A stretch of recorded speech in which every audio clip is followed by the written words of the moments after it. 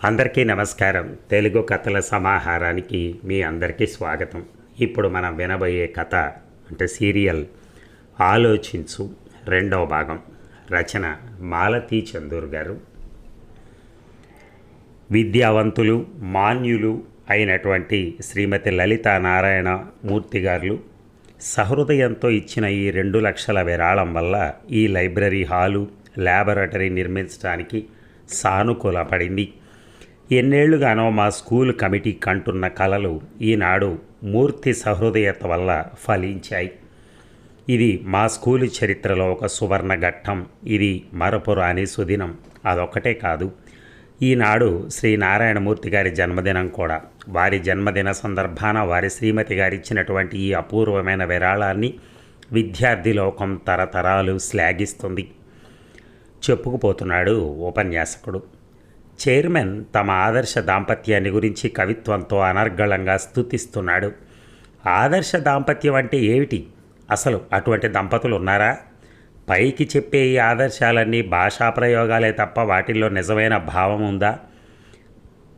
ఒక్కొక్క దాంపత్యం వెనక ఎన్ని కన్నీళ్ళు, ఎన్ని బాధలు, ఎన్ని విషమ పరిస్థితులు, ఎన్ని అవమానాలు, ఎంత రాజీ, వీటన్నిటినీ కలిపితే దాంపత్యం ఆదర్శప్రాయమవుతుందా? అవ్వచ్చు. కానీ ఈ అవమానాలు, బాధలు, మానసిక గాయాలు మానిపోవే. వీటి తాలూకా గుర్తులు చెరిపే ముందు ఈ గుర్తులు మాసిపోయే మందు ఎవరి దగ్గరైనా ఉందా? ఈ ప్రేక్షకుల్లో ఏ ఒక్కరి దగ్గరైనా ఆ మందు ఉందా? వేల సంఖ్యలో భవిష్యత్తు వైపు ఆశాజనకంగా చూస్తున్న ఈ పిల్లల్లో ఏ ఒక్కరి దగ్గరైనా ఆ మందు ఉందా? ఉండదు. ఆ బాధలు, అవమానాలు, వాటి తాలూకా గుర్తులు వ్యక్తితో పాటు నశించాలే తప్ప అవి పోవు. అవి ఒక్క రోజునే నశిస్తాయి. కళ్ళెత్తి చూసింది లలిత. ఎదురుగా ముందు వరుసలో తన 2 కూతుళ్ళు, అల్లుడు, కొడుకు, వారి పక్కగా సుజాత. అందరూ తమ వంక ప్రేమగా చూస్తున్నారు. వీళ్ళందరికీ తమను చూస్తుంటే గర్వంగా, ప్రేమగా ఉందా?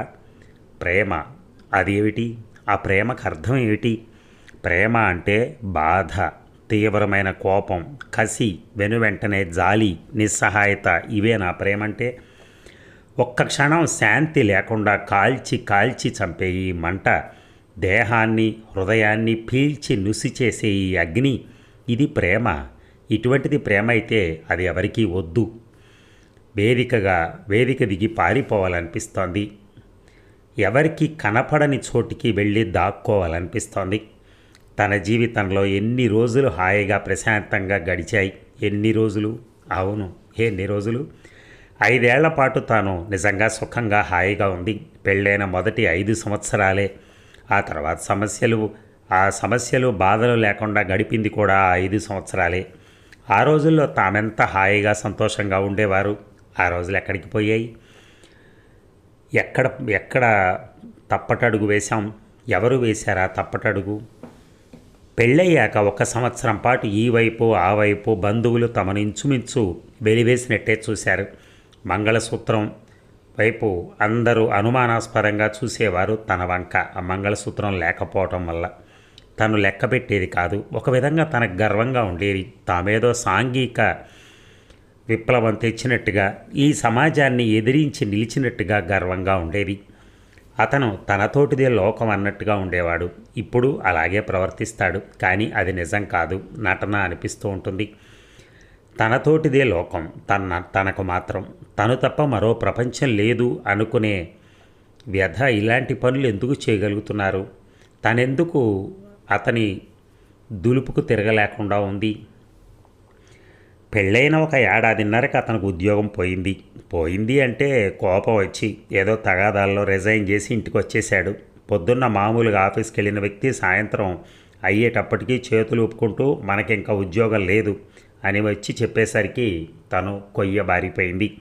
అతను అంత సర్వసాధారణంగా తేలిగ్గా ఎలా ఉండగలుగుతున్నాడు? భవిష్యత్తు గురించి బెంగ లేదా? ఇల్లు ఎలా గడుస్తుందనే భయం లేదా? 6 నెలల పాటు ఎన్ని బాధలు పడ్డారు. ఆ రోజు తనకు బాగా జ్ఞాపకం. పాత కాగితాలు, తన టెక్స్ట్ బుక్స్ అమ్మి ₹2 వస్తే ₹1/2 అతను బస్ ఛార్జీలకిచ్చి ₹1.5తో బియ్యం కొని వారం రోజులు గడిపింది. మజ్జిగ లేకుండా, నెయ్యి లేకుండా, కాఫీ లేకుండా ఎన్ని రోజులు ఉన్నారు? అర అళాకు పాలు, అర్ధణాకి టీ ప్యాకెట్తో ఎన్ని రోజులు నెట్టుకొచ్చింది. పొద్దుట పడగట్టిన టీ పొడి సాయంత్రం మళ్ళీ ఆ పొడినే మరిగించి బెల్లం వేసి కాచిన రోజులు అనేకం. అన్నింటికంటే తను అలా ఇవ్వవలసి వచ్చినందుకు బాధపడి కుమిలిపోయేది. కానీ అతను దానిని గురించి పట్టించుకునేవాడు కాదు. బస్కి డబ్బులు లేకపోతే నడిచి వెళ్ళిపోయేవాడు. చెప్పులు తెగిపోతే ఉత్త కాళ్లతో వెళ్ళిపోయేవాడు. ఒకసారి ఇంటర్వ్యూకి ఉత్తి కాళ్లతో వెళ్తుంటే తను చెప్పులు తెల్లదారంతో కుట్టి రంగు తెలియకుండా ఉండటానికి నల్ల ఇంకు పూసింది. ఆనాడు అతను నవ్వుతూ ఏమన్నాడు, మనం ఆఖరికి చెప్పులు కుట్టుకునైనా బతకగలం, మనకేం పర్వాలేదు అని. 6 నెలల పాటు రెండో కంటి వాడికి తెలియకుండా తాము కటిక దరిద్రం అనుభవించారు. పచ్చడి మెతుకులు, ఉత్త చారన్నం ఇలా ఏది పెట్టినా తినేసి ఊరుకునేవాడు. అప్పుడు ఆకలి బాధ. తెల్లవారితే ఎలా గడుస్తుంది, ఉద్యోగం ఎప్పుడు దొరుకుతుంది, ఇవి తప్ప మరో ఆలోచన ఉండేది కాదు. ఆ దరిద్రాన్ని తామిద్దరూ పంతాలు వేసుకున్నట్టుగా ఎవరు ఎన్ని రోజులు భరించగలరు అన్నట్టు ఒకరిని మించి మరొకరు ఓపికతో చిరునవ్వుతో నెట్టుకుంటూ వచ్చారు. అతని వేలి ఉంగరం ఉన్నట్టుండి ఒక రోజున మాయమైతే తను భరించలేక ఒక్కసారిగా ఏడ్చేసింది. ఆ రోజున ఏమన్నాడు, చూడు లల్లి, నేను ప్రామిస్ చేసి చెప్తున్నాను, మళ్ళీ ఇటువంటి బాధనెన్నడూ కలిగించను. ఇన్ని కన్నీళ్ళు, ఇంత బాధ నీకెన్నడూ రానివ్వను. నా మాట నమ్ము. ఈ నెలాఖరులోగా ఎలాగో అలా విడిపించి నా వేలుకు తొడుక్కుంటాను, సరేనా? సిల్లీ గర్ల్, గాజులు గొలుసు అన్నీ తేలిగ్గా అమ్మేసిందానివి. ఆ ఉంగరానికి అంత బాధపడతామే? నువ్వు ఉత్త సెంటిమెంటల్ ఫూల్వి. మీరు కాదా? ఆ ఉంగరం నాది, దాని మీద మీకు హక్కు లేదు. అయితే నీ వేలు ఉంగరం ఇచ్చేయి. అది నాదే. కాదని ఎవరన్నారు? నేనే నీ వాడినైనప్పుడు ఉంగరం మాత్రం నీది కాదా? నీకో నాకో ఎవరికో ఒకరికి ఉద్యోగం దొరక్కపోదు. మొదటి జీతం రాగానే ఆ ఉంగరం విడిపిస్తాను, సరేనా? శిఖరానికి ఎక్కిన మనిషి దిగక తప్పదు కదా. తాము లేమితో శిఖరాగ్రానికి చేరుకుని ఆ పైన మళ్ళీ మామూలు లెవెల్కి రావటం మొదలుపెట్టింది. ఆ ఉంగరం తాకట్టు పెట్టి తెచ్చిన 25 రూపాయలు 15 రోజులు గడిచేసరికి 6 నెలలుగా ఊరిస్తున్న అపాయింట్మెంట్ ఆర్డర్ చేతికొచ్చింది. గర్ల్స్ హై స్కూల్లో మ్యాథమెటిక్స్ టీచర్గా టెంపరరీ అపాయింట్మెంట్ వచ్చింది. అప్పుడు తనకెంత ఇచ్చేవారు? కమిటీ స్కూల్ అవ్వటం చేత గవర్నమెంట్ స్కేల్స్ ఉండేవి కావు. 90 రూపాయలు స్టార్ట్ చేశాం. కానీ ఆనాడు జీతం తమకు 10,000 రూపాయలుగా తోచింది. మొదటి నెల జీతం చేతికొచ్చేదాకా తను ఇంచుమించు స్కూలుకి నడిచే వెళ్ళేవాడు. మధ్యాహ్నం పూట టిఫిన్ పట్టుకెళ్ళేది కూడా కాదు. ఆమె కూడా చేసి పట్టుకెళ్ళడానికి ఏముంది గనక నెలాఖరైతే ఆ 90 రూపాయలు చేతిలో పడతాయి అనే భావం తమకు కొండంత ధైర్యాన్ని ఉత్సాహాన్ని ఇచ్చింది. మొదటి జీతం అతని చేతిలో ఉంచినప్పుడు తామిద్దరి కళ్ళంట నీళ్లు తిరిగాయి. ఎందుకని? ఒకరి మీద ఒకరికున్న ఆపేక్ష. తను చిక్కిపోతున్నదని, కష్టపడుతున్నదని అతనికి బాధ. తనకి కుటుంబాన్ని ఆదుకోగలనని, అతనికి కడుపు నిండా అన్నం పెట్టగలనని ధైర్యం. ఆ మరునాడు తను చెప్పకుండానే ఆ ఉంగరం తాకట్టు విడిపించి తీసుకొచ్చాడు. 25 రూపాయలకు పెట్టిన ఆ ఉంగరం 35 రూపాయలతో విడిపించుకోగలిగారు. ఆ రోజు ఆ ఉంగరం అతని చేతికి తనే స్వయంగా తొడిగింది. ఆనాడు రిజిస్టర్ ఆఫీసులో భయం వల్ల, సంకోచం వల్ల తన ఉంగరం అతను వేలుకు తొడగలేకపోయింది. కానీ తన మొదటి జీతంతో ఇల్లు దాటిపోయిన ఆ ప్రేమ కానుకను వెనక్కి తెచ్చుకోగలిగిన ఆనందం మాటల్లో చెప్పలేదు. ఈనాటికి తన ఒళ్ళు సంతోషంతో గగురు పొడుస్తూ ఉంటుంది. ఆ రోజు జ్ఞాపకం వస్తే. లోకంలో ఎందరెందరో ధనవంతులు ఉన్నారు, చదువుకున్న దంపతులు ఉన్నారు. వారందరూ మూర్తి దంపతుల వలె విద్యార్థుల పట్ల, విద్యాలయాల పట్ల శ్రద్ధ చూపిస్తే మన భారతదేశంలో నిరక్షరాస్యత పూర్తిగా నిర్మూలించబడుతుంది. వీరిద్దరూ ఆదర్శ దంపతులు, భావి కాలాల వారికి మార్గదర్శకులు. విద్యామంత్రి గారి ఉపన్యాసం తన చెవుల్లో జొరబడుతోంది. భావి కాలాల వారికి తాను ఆదర్శప్రాయం కావాలట. దేనికి? తనేం ఘనకార్యం చేసిందని, అవమానాలని, తిరస్కారాలని దిగమింగి సహించిందినా? నలుగురు తన వెనక నవ్వుకుని సానుభూతి చూపుతున్నారనా? దేనికి ఆదర్శం? అన్ని వివాహాలు, అన్ని దాంపత్యాలు ఆదర్శాలతోనే, రంగుల కళలతోనే ఆరంభమవుతాయి. కాలం గడిచే కొద్దీ దాంపత్యంలో ఏం మిగులుతుంది? ఆదర్శాలు హారతి కర్పూరంలా హరించుకుపోతాయి. రంగులు వెలిసిపోయి బూడిదైపోయి వెలవెలాపోతాయి. ఇక మిగిలేదేమిటి? పిల్లల బాధ్యతలు. ఒకరినొకరు వదులుకోలేని బాధ్యత బంధాలు దాంపత్యాన్ని కట్టిపడేస్తున్నాయి. ఈ తాళ్లను అనుబంధాలంటారా? అనండి. ఆదర్శం అంటారా? అనుకోండి. ఎవరు ఎన్ని పేర్లతో పిలిచినా, ఎన్ని ఉత్ప్రేరకాలు వాడినా చివరికి తెంచుకుపోలేనటువంటి బాధ్యత బంధాలు తప్ప మరేవీ లేవు. తాళ్లే తమను కట్టేశాయి. ఆ బాధ్యతకు కట్టుబడే తను ఈ ఇంట్లో ఆ మనిషి పక్కన శిలా విగ్రహంలాగా కదలక మెదలక నిలబడిపోయింది. ఈనాటి ఈ వేదిక మీద పొగడ్తలన్నీ నిద్రపట్టని, కన్ను మూతపడని ఒక్క రాత్రికి సాటి రావు. ఈ మాటలు, ఈ పొగడ్తలు తమ బాధను తీసేయగలవా? తనని సుషుప్తిలోకి జోకొట్టగలవా? ఓహే, జోకొట్టలేవు. ఇంత ఆర్భాటము ముగిశాక తను అందరితో పాటు ఇంటికి వెళ్తుంది. ఏమీ జరగనట్టుగా భోంచేస్తుంది.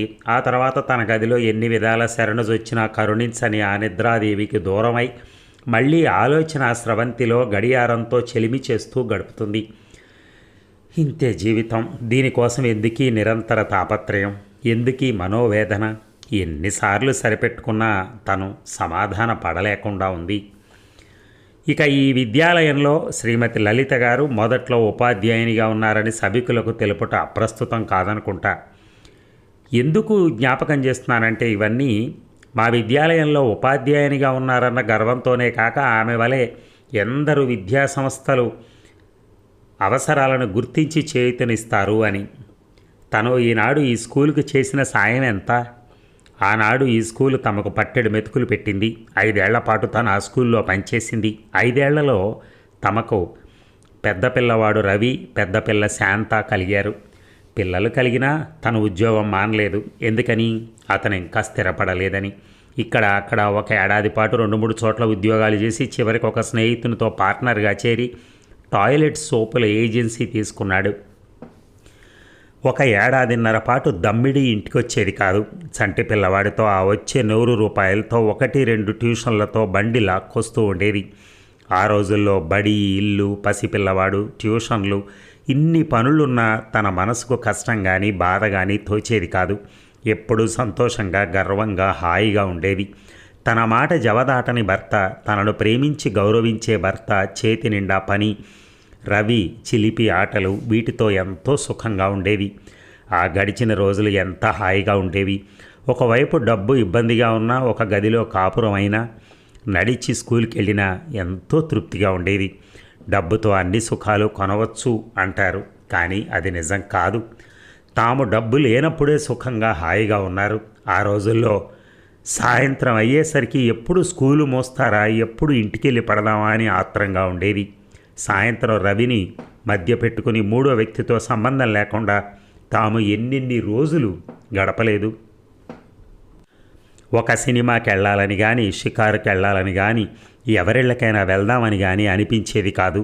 అంతం లేని కబుర్లు, అంతు లేని నవ్వులు అవన్నీ ఎక్కడికి పోయాయి? ఏమీ లేని ఆ రోజుల్లో ఒకరికొకరు అంత సన్నిహితంగా పెనవేసుకుపోయిన తామిద్దరూ ఈనాడు ఎందుకు ఇలా అయిపోయారు? ఎందుకీ దూరం? ఇది దేనివల్ల వచ్చింది?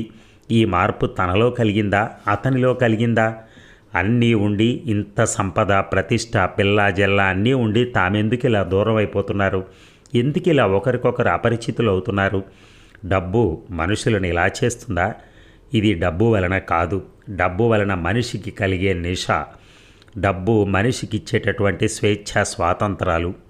డబ్బు అన్నదానికి ప్రాణం లేదు, మనసు లేదు. ప్రాణం ఉన్న మనిషి ఆ డబ్బుతో మనుషులను మర్చిపోతున్నాడు. తమకి శాంత పుట్టాక డబ్బు బాధలు తగ్గడం మొదలెట్టాయి. నెమ్మదిగా తమ పరిస్థితి బాగుపడటం మొదలెట్టింది. శాంత పుట్టాకే దాని పేరిట పెయింట్స్కి ఏజెన్సీ తీసుకున్నారు. దక్షిణాదికి సోల్ ఏజెన్సీ తీసుకున్నారు. ఆ రోజుల్లోనే తాము కాస్త పెద్దింట్లో మారారు. 2 పిల్లలతో తనకు ట్యూషన్స్కి వెళ్ళాలంటే కష్టంగా ఉండేది. ట్యూషన్లో మానేయమని అతను బలవంత పెట్టాడు. అసలు అప్పుడే స్కూలు మానేయమన్నాడు. తనే ఒప్పుకోలేదు. తన సంపాదన అవసరం లేకపోయినా ఇంట్లో కూర్చుని ఏం చేయాలి? పిల్లలిద్దరికీ తన తల్లి చూసుకుంటూ ఉండేది. అతనేమో ఈ కొత్త ఏజెన్సీలో పని రాత్రి 10-12 అయితే కానీ పని అయ్యి వచ్చేవాడు కాదు. ఒక్కొక్కసారి క్యాంపులకి వెళ్ళి 2-3 రోజులకు కానీ వచ్చేవాడు కాదు. అందుకనే తమ స్కూళ్ళు మానలేదు. తన సంపాదన ఇంటికి అవసరం లేదని తెలిసినా దేనికైనా ఉంటుందని జాగ్రత్త చేస్తూ ఉండేది డబ్బుని. తను స్కూల్ ఎందుకు మానింది? ఉద్యోగం దేనికి రిజైన్ చేసింది? ఎవరి కోసం? తన ఇంటి కోసం, పిల్లల కోసం. కానీ ఈ ఇల్లు, ఆ పిల్లలు అవన్నీ ఏవి? అన్నీ ఉన్నాయి. కానీ వాటిలో ఆప్యాయత, అనురాగం మృగ్యమైపోయాయి. మూడోసారి తను కడుపుతో ఉన్నప్పుడు తన ఆరోగ్యం దెబ్బతింది. స్కూల్లో అధిక శ్రమ, విశ్రాంతి లేని పని, దీంతో కొంతవరకు నీరసించి 5వ నెల నుంచి ఆయాసం, కాళ్ళ వాపులు ప్రారంభమయ్యాయి. అప్పుడే చెప్పింది డాక్టర్, తగినంత విశ్రాంతి కావాలని. అప్పుడే రిజైన్ చెయ్యి అని అనేక సార్లు అంటూ వచ్చిన ఇతను తన చేత రిజిగ్నేషన్ లెటర్ రాయించాడు. తను కూడా వద్దని అంత పట్టుదల పట్టనూ లేదు. ఆ 4 నెలల విశ్రాంతితో తన ఆరోగ్యం కుదుటపడి కానుపు సవ్యంగానే వచ్చింది. అప్పుడే నిశ్చయించుకున్నాం తమకింక పిల్లలు అక్కర్లేదని. ఈసారితో ఇంకా స్టాప్ చేసేద్దాం అన్నాడు అతను. ఎలా? అంది తను. నువ్వు ట్యూబెక్టమీ చేయించుకో, లేదంటే నేను ఆపరేషన్ చేయించుకుంటాను. మీరా? ఏ? ఏం లేదు, మగవాళ్ళు లావైపోతారట. That is all right. మన ఇద్దరిలో ఎవరో ఒకరు ఆపరేషన్ చేయించుకోవాలి. నువ్వు ఎలా అంటే అలా అన్నాడు అతను. అయితే నేనే చేయించుకుంటాను అంది తను. నీ ఇష్టం. ముందు డాక్టర్తో సంప్రదించి తర్వాత నిశ్చయించుకుందాం. నేను చేయించుకుంటే బెడ్ రెస్ట్లో ఉండాలట అంది తను. ఉందు కానీ మీ అమ్మగారు ఉన్నారుగా, పనికి పని మనిషిని పెట్టుకుందాం. లెక్క లేకుండా పిల్లలు కానీ మనం సుఖపడక వాళ్ళకి చదువులు చెప్పించుకోక ఎందుకు ఈ బాధలు? ఈ విషయం మీ అమ్మతో చెప్పకు. మన పెళ్ళికి చేసినంత గొడవ చేస్తారు. నర్సింగ్ హోమ్లో చేరాక డాక్టర్కి చెబుదాం. తను ఒప్పుకుంది. మూడోసారి మళ్ళీ ఆడపిల్ల పుట్టింది. అదే సుందరి. అతను చెప్పినట్టే తను ఆపరేషన్ చేయించుకున్నందుకు ఇటువైపు అటువైపు అందరూ ఇల్లు ఒక కొలిక్కి తీసుకొచ్చారు. భ్రూణ హత్య అన్నారు. భగవంతుని సృష్టిని నిరోధిస్తున్నావన్నారు. ఆపరేషన్ చేసుకుంటే పిచ్చి పడుతుందన్నారు. వాళ్ళంతా తలవ మాట అన్నప్పుడు తనకు కష్టం కలగలేదు, భయం వేయలేదు. పైగా వాళ్ళ అమాయకత్వానికి నవ్వుకుంది. తానొక్కతే కాదు, ఆ నవ్వులో అతను కూడా కలిసి వాళ్ళందరినీ చూసి ఆనాడు అతని సాయంతోనే తను నవ్వగలిగింది. ఈనాడు తనను చూసి అందరూ నవ్వుతున్నారు. తనని, తమ దాంపత్యాన్ని చూసి నవ్వుతున్నారు. మొహం మీద నవ్వే నవ్వు ఎవరికీ లేదు. కానీ చాటు మాటున తమ వెనక నవ్వుతున్నారు. ఎవరు నవ్వరు? నవ్వుతారు. ఆనాడు తామిద్దరూ ఒకటే అందరినీ చూసి నవ్వి తామేనాడు పైకి విడిపోయినట్టు కనిపించినా తమ దాంపత్యం ఏర్పడిన ఆ మచ్చను చూసి లోపల నవ్వుతున్నారు. ముఖ్యంగా తనను చూసి తన వెనకగా అందరూ నవ్వుతున్నారనే భావన తనని క్షణక్షణం కత్తితో కోస్తున్నట్టుగా, కొరువితో కాలుస్తున్నట్టుగా బాధ పెడుతూ ఉంటుంది. తనను చూసి నవ్వుతున్నారా? జాలి పడుతున్నారా? నవ్వితే నవ్వుతున్నారు, జాలి పడ్డవాళ్ళు జాలి పడుతున్నారు, తృప్తి పడ్డవాళ్ళు తృప్తి పడుతున్నారు. ఏది ఏమైనా తమ దాంపత్యాన్ని చూసి నలుగురు నవ్వుకునే రోజులు వచ్చాయి. డబ్బును ఎలా సద్వినియోగపరచవచ్చునో, సద్గుణవంతులు ధనాన్ని ఏ విధంగా పరోపకార్థం సద్వినియోగం చేస్తారో ఎవరో పండితులు కాబోలు కవితా గానం చేస్తున్నాడు. డబ్బు డబ్బు, అన్నిటికీ డబ్బు. ఈ డబ్బు మనిషిని ఎంత బాధితుని చేస్తుంది, ఎటువంటి ఉత్తముని చేస్తుందో చెప్తున్నారే కానీ ఈ మనిషిలోని ఆత్మవిశ్వాసాన్ని, ఉన్నత భావాలను ఎలా క్రమక్రమంగా బలహీనపరుస్తుందో చాలామందికి తెలియదు. అతని ఆత్మవిశ్వాసం క్రమక్రమంగా ఎలా కుంగిపోయిందో ఆమె కళ్ళారా చూసింది. కొన్ని సంఘటనలు తారీఖు, గంటలతో పాటు మైలురాళ్ల వలె మనోపలకం మీద నిలిచిపోతూ ఉంటాయి. ఈ జ్ఞాపకాలు మనిషిని పీల్చి పిప్పి చేసి తన అస్తిత్వాన్ని, తన ఉనికిని ప్రశ్నిస్తూ ఉంటాయి. ఇక చంటిపిల్ల సుందరి పుట్టినరోజు ఆ రోజు. దానికి 2 వెళ్ళి 3వ ఏడు ప్రవేశించిన రోజు. అంతక్రితమే పిల్లకి ఫ్రాకు, బొమ్మలు కొనుక్కొచ్చారు తామిద్దరు. పిల్లల పుట్టినరోజు అంటే తామిద్దరే వాళ్ళకేం కావాలో అడిగి మరీ తీసుకోవటం అలవాటు. ఆ రోజు బజార్ నుంచి ఇంటికి వస్తుంటే కారులో చెప్పాడు అతను. అప్పటికి తాము కారు కొనుక్కుని 6 నెలలైంది. అతనికి డ్రైవింగ్ పూర్తిగా రాలేదు. సెకండ్ హ్యాండ్ కారు 3,500 పెట్టి కొన్నారు. రేపు పిల్లల్ని తీసుకుని తిరుపతి వెళ్దాం అన్నాడు అతను. తిరుపతి దేనికి? ఆశ్చర్యంగా ప్రశ్నించింది తను. ఎల్లుండి ఫెర్టిలైజర్స్కి సదరన్ ఏరియాకి ఏజెన్సీ తీసుకుంటున్నాం. అది ఇదివరకే చెప్పారుగా, దానికి తిరుపతికి సంబంధం ఏమిటి? మా పార్ట్నర్కి నమ్మకాలు చాలా ఉన్నాయి. మాధవరావు వాళ్ళ ఫ్యామిలీ రేపు వెళ్తున్నారు. కళ్యాణం చేద్దాం రమ్మంటున్నాడు. వాళ్ళను వెళ్ళమనండి. మనకి ఎలాంటి వాటిల్లో నమ్మకం లేదు కదా. రేపు మన ఇంట్లో పిల్లలతో బర్త్డే చేసుకుందాం. నిజమే, నాకు నమ్మకం లేదనుకో. కానీ మాధవరావుకి పట్టింపులు చాలా ఉన్నాయి. మనం వెళ్ళకపోతే బాగుండదు. తను ఒక్కసారిగా తెల్లబోయింది. ఎవరి నమ్మకాలని లెక్క చేయని ఈ మనిషి తను నమ్మిన వాటిని తప్ప మిగతావి ఎవరేమనుకున్నా లొంగని ఈ మొండి మనిషి తిరుపతి వెళ్దామంటున్నాడు. ఈతనిలో మార్పు వస్తోందా? దృక్పథంలో తేడా జొరబడుతోందా? ఒక్కసారి పరకాయించి చూసింది. మనిషి పూర్వం కంటే కొంచెం లావయ్యాడు. ఆ కళ్ళు అలాగే తీక్షణంగా ఉన్నాయి. ముఖంలో మార్పేమీ లేదు. మనస్ఫూర్తిగా నమ్మకపోతే ఏ పని చేయని మీరు ఈ తిరుపతి ప్రయాణానికి ఒప్పుకున్నారా? మరి ఈ భాగం ముగిద్దామా? మళ్ళీ రేపు కలుద్దాం. Thank you.